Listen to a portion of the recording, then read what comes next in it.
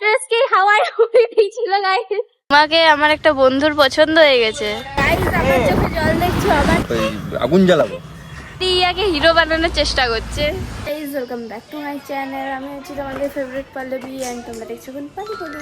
তো গাইস আজ আমরা যাচ্ছি শ্যুট করতে, কিন্তু কি শ্যুট করবো সেটাই ঠিক হয়নি। দুম দুম টেনে দাদুল দেখা কি করে চলে যাওয়া হচ্ছে শ্যুট করতে, কিন্তু কি শ্যুট হবে সেটাই জানা নেই। মানে আমাদের টিমটার কোনো ঠিক নেই, না শ্যুটে না কি শ্যুট হবে সেটা ঠিক আছে, না শ্যুটের লোকেশন ঠিক আছে। রাস্তায় যেতে যেতে কন্টেন্ট ভাবা হচ্ছে যাদের। কিরিশটা শুনে গানা গাইস আমার চোখে জল দেখছো, আমার চোখে জল দেখে ভেবো না আমি কাঁদছি। আমার চোখে একটা বালি নাকি সব ঢুকে গেল গাইস, তার জন্য জল পড়ছে। চোখ দিয়ে পুরো জল হচ্ছে গাইস, আমি তাকাতে পারছি না গাইস। আমার মাস্কারাটা শুধু যেন খারাপ না হয়ে যায়, ব্যাস তাহলে হবে। कौन है ये लोग कहाँ से आते हैं ये তো গাইস এইটা হচ্ছে গন্ধেশ্বরী উদ্যান। এই গন্ধেশ্বরী উদ্যানে কে কে এসেছো? এই গন্ধেশ্বরী উদ্যানে কে কে এসেছো? আমি কোনোদিনও আসিনি, আজকে ভাবা হলো যে এখানে শুট হবে, কিন্তু বন্ধ দেখছি, তার জন্য আর এখানে শুট হলো না।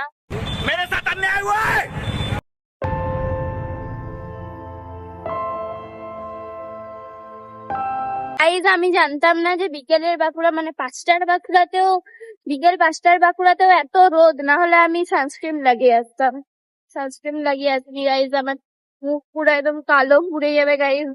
যদিও বা এখন রোদের তাপটা একটু কম, সকালে যেমন একদম পুরো জ্বলিয়ে দেয় স্কিনটা, সেটা নেই গাইস। আমার দাদা এত স্পিডে গাড়ি চালাচ্ছিল, অ্যাক্ট্রেসকে হাওয়ায় উড়িয়ে দিয়েছিল গাইস। আর একটু হলে অ্যাক্ট্রেস উড়ে পড়ো, 5 ইঞ্চি হাওয়ার উপরে উড়ে গেছিল গাইস। আর একটু হলে উড়ে তোমাদের কাউকার ঘরের ছাদে যেয়ে পড়ে থাকতাম গাইস।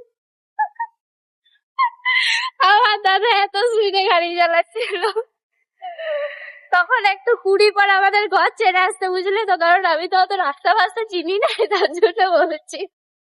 তাই আবার সেই রাস্তা হয়ে শুট করতে যাচ্ছি, যেই রাস্তা হয়ে আমি একটাই এইচএস মাধ্যমিক সব দিতে আসতাম। আচ্ছা যদি কলেজে ভর্তি হয়, মানে এখানে আমাদের যে স্কুলটাতে মানে পড়েছিলাম আর কি, এক্সাম দিতে এসেছিলাম, সেইখানে যদি কলেজটাতে ভর্তি হয় তাহলে আবার আসতে হবে কলেজের জন্য। জানি না কি হবে, কোন লিস্টে কার কত নম্বরে কি নাম বেরোবে না বেরোবে সেটাও তো দেখতে হবে না। দেখো সানসেট, দেখো তোমরা সানসেট।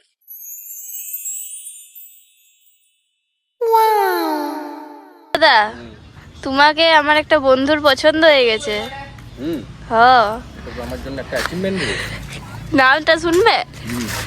অর্পণ। কি অর্পণ? অর্পণ কি? অর্পণ কিছু, অর্পণ দাস।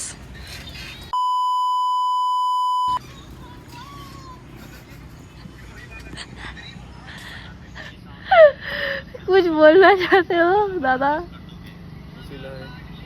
পছন্দ হয়ে গেছে, যে শেষ পর্যন্ত গে আগুন জ্বালাবো। সমাজদারও के लिए इशारा ही काफी है। এটা আমরা এখন আছি রাজগ্রাম ব্রিজের আগেটাতে। জায়গাটার নামটা কি সেটা তো বল। জায়গাটার নাম এটাই, রাজগ্রাম। ওইদিকে গেলে রাজগ্রাম, দ্বারকেশ্বর আর উদ্যান। এইদিকে গেলে কোন একটা জায়গা পড়ে। এটা হচ্ছে দ্বারকেশ্বর উদ্যান, ওদিকটা গেলে লোকপুর। গাইস আমাদের সাথে স্যাড মোমেন্ট হয়ে গেছিল। খ্রিস্টান কলেজের একটা স্যার আমাদের দুজনকে দেখে চিনতে পেরে আমাদেরকে দাঁড় করালো। ওই আগের লোকেশন থেকে আসছিলাম তখন।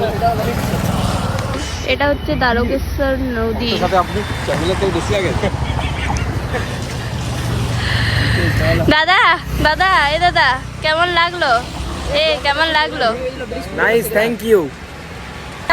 জিরো টু হিরো হবে দেখবে, এই যে zero to hero, zero face zero. ই হচ্ছে ল্যাল, আর ইয়াকে হিরো বানানোর চেষ্টা করছে। এই হচ্ছে কেস, বুঝলে তো?